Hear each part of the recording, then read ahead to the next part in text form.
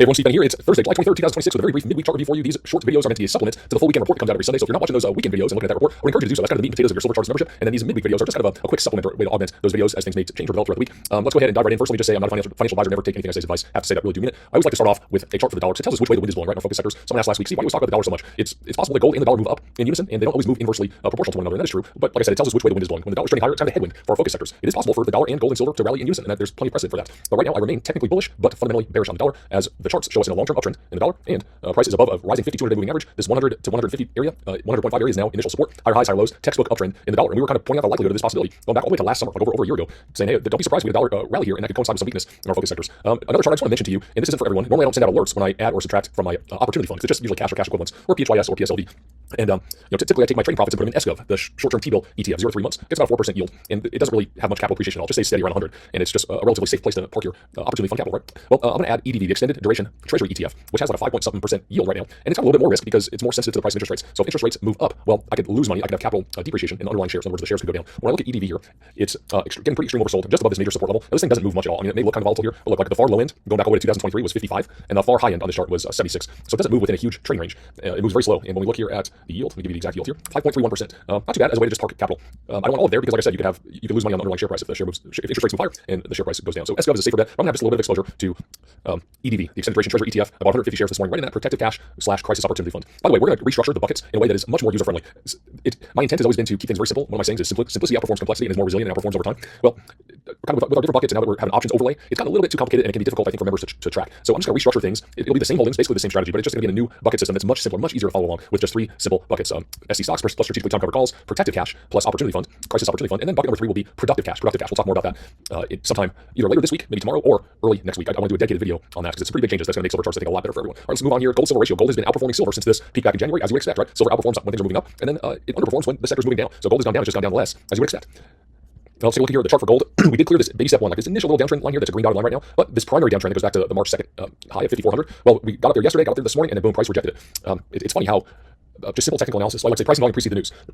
Of course, there's always a headline to support it, but headlines are not a way to trade. You guys know that. So anyway, it failed right at this initial support resistance line, and then we've got the 50-day moving average down sloping below the 200. That 200 is still sloping upwards. I'm just going to tell you, this is a theme throughout this whole presentation in all of our focus sectors. What we do not want to see is for this 200-day in all of our respective stocks and ETFs and focus sectors to begin sloping downwards. You don't want to see price below a declining 50 and 200-day moving average. Very simple technical analysis, but I'm telling you, every trading algorithm, institution, high net worth, investor, money manager, they all look at the 200-day moving average. And when they see price below a declining 200-day moving average, what happens? Their algorithms and their systems tend to go into a sell the rally mode. We don't want that. So right now, the 200-day is still sloping upwards, but we got to reclaim it, get back above it in short order here to avoid a more prolonged kind of consolidation here. If you're expecting and hoping for a quicker recovery in our focus sectors, we need to get back above that 200-day moving average. Here's PHYS, Sprott Physical Gold Trust. I've said for a while, hey, if we get into this 2630 area, coincides roughly with around $3,600 gold, give or take a little bit. Well, that's where I'm going to add some PHYS. Gold miners, GDX. You can see that 200-day flattening. If we don't get back there quick, it's going to start to slope downwards. We don't want to see that. That said, we're seeing some decent opportunities. That doesn't mean we can't see better opportunities. And my favorite way to accumulate shares in this exact environment where price is trending lower, rather than trying to pick a bottom, I'd rather sell puts. And I know some of you just don't want to hear about options, and I get it. But this is over-the-shoulder service. I share with you what I'm doing. It would be disingenuous for me to not tell you exactly what I'm doing. And in this environment, selling puts makes so much sense because you don't know how low it can go. So yeah, I'm nibbling down in these areas, and I want to get some GDX. But rather than just buy around here on weakness, I can say, hey, you know what? You got to pay me a couple $100, and I'll buy down here in the next month or so. And that way, it's a win-win in my opinion because you collect immediate income. And then if you get assigned shares, the price closes out below that level, well, you're buying at a more favorable price than had you not waited. Well, and if price closes above that strike price, well, you just keep the money and you do it again. You can just do this over and over and over again and collect really nice monthly income or even weekly income. I mean, I do it almost every day in that options group. Goals for me personally is to make $200 to $500 a day. Sometimes we make more than that. Anyway, let's see. Here is Royal Gold, my favorite gold stock, and we got right down to this Best Buy support line, almost tapped it to the penny.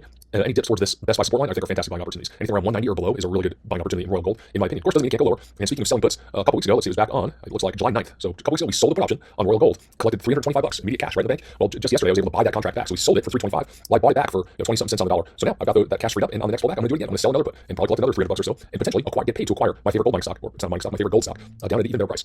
So let's move on here. Talk about silver. Call this the MOAS, mother of all supports, and it's a zone. Let's not get tied up in exact numbers. 48 to 53. Let's just say it's a zone. 48 to 54 is that Best Buy support zone. Could we dip down there? Yeah, I think it's less than a 50-50 chance, but strategy is greater than predictions, right? Have a plan for a variety of different outcomes, and that'll position yourself to sleep well at night and outperform in these markets.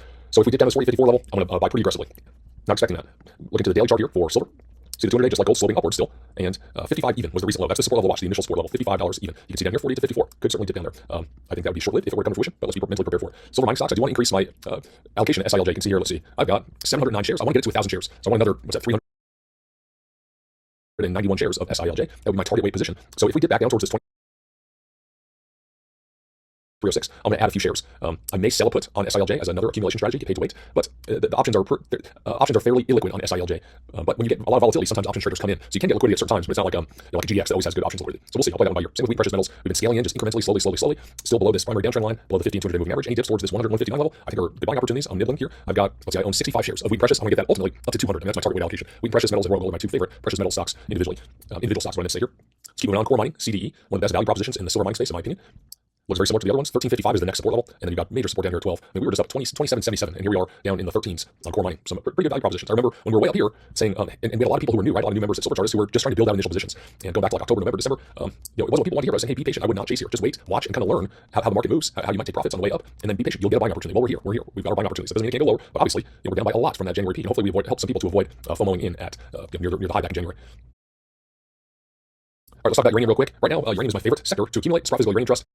This is as of last Sunday, but it was trading at about 11% discount to its net asset value. That's pretty rare for a spot to trade that kind of discount. And anything around 10% typically marks lows in the sectors. Not immediate view recoveries, but you tend to be pretty darn close to the bottom when you get a discount to net asset value around 10%. Well, we're right there. So you can make your own if-then statements using these support lines. If we pull back to 1811, I'll be enticed to add a little bit more. I'm already overweight spots. I've got, let's see, I believe 1,600 shares. Let's see, right here it is, 1,600 target weight allocation. I up that to 2,000. Just because I think it's the safest, it's the best risk-reward way to play the sector. With URM, you can make a similar statement about URM. Nice basket of mining stocks, but it also includes SPUT. I believe about 15% of their weighting is in SPUT. Now, your URM, remember we're talking about a declining 50 and 200 day moving average? Well, both are declining here. This is not a good technical picture. So uranium has now become a contrarian trade. And that's okay, but you just have to, with these contrarian trades, you have to be prepared mentally to be wrong for kind of a long period of time. And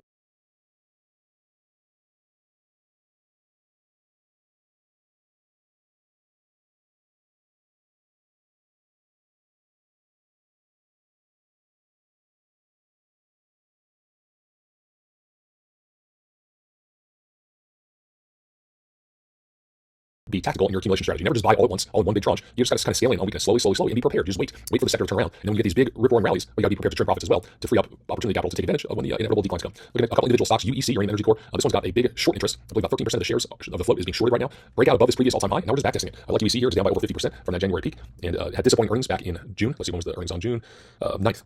That sent the stock tumbling even lower, and now we're down. We got as low as 890 from 2034 back in January. Obviously, I'm kicking myself because I really thought about pushing the sell button and trimming profits here, but I decided not to because I thought we had a little more to go. And obviously, I'm regretting that I didn't sell any on the way up. I should have at least sold covered calls and collected some income here. I could have said, up around here, hey, I'll sell at 25, but you got to pay me for obligating to do so. I could have collected probably $700 in cash, and then had that cash to scale back in down here.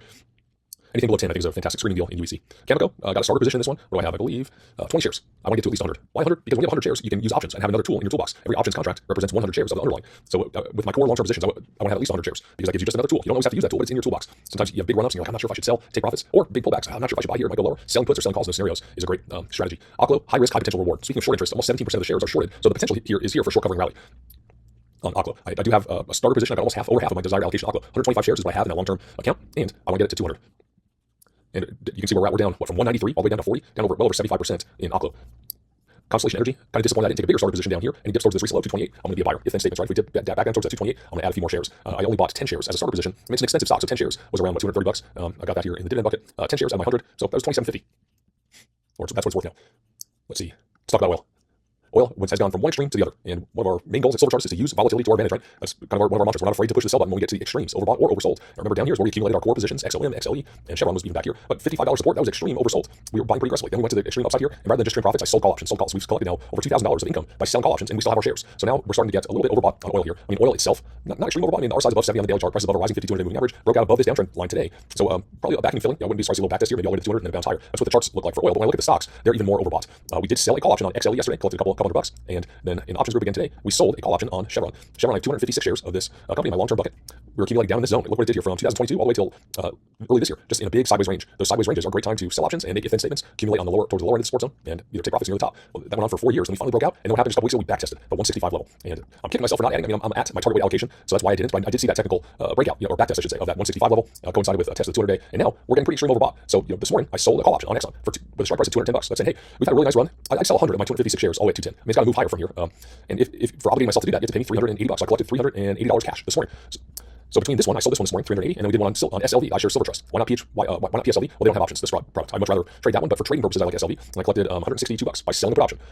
down here this morning. That's over $500 today in cash in the bank for agreeing to buy things I wouldn't mind owning anyway or want to own at a lower price. Hopefully some of you guys are like the light bulb's going off. I wish someone kind of, I had to hear about selling options in this strategy about 20, 30 times or more before it finally clicked. And I'm like, I better pay attention because people have been talking about this and my eyes glaze over and I just tune out. And interestingly, I've heard some really smart people talking about this exact strategy lately. I mean, we've been doing this since January, every single day, almost in the options group. But I heard on an interview Lobo Tigre talking about selling puts as an accumulation strategy. Heard Rick Rule on an interview talking about the same thing, selling put options and selling calls on core positions and just making income. I don't think those guys talk about it too much because it's not like if I were trying to sell subscriptions, I wouldn't pick this because it's kind of boring. And I know that most people aren't into it, but I'm being true to myself. This is what I'm doing, so I'm sharing with you exactly what I'm doing. Of course, I'm not trying to. It's up for you to decide if this is a strategy worth pursuing for you. But I think it's worth at least looking into. My point is, I wouldn't just dismiss it because you don't understand it. I would say take a look. It's not as complicated as you might think. Here's that alert that went out this morning. Let's see. Yeah, you can come back and read this on your own. And then there's a link in here if you want to do the options amplifier add-on. And maybe you want to just try it. And if you don't like it within 30 days, we just give your money back. It's hassle-free. We're not trying to keep people's money if they say it's not for them. Hassle-free refunds within that 30 days. All right, guys. Thank you so much. I'll see you in the weekend report this Sunday. God bless you. I'll talk to you soon.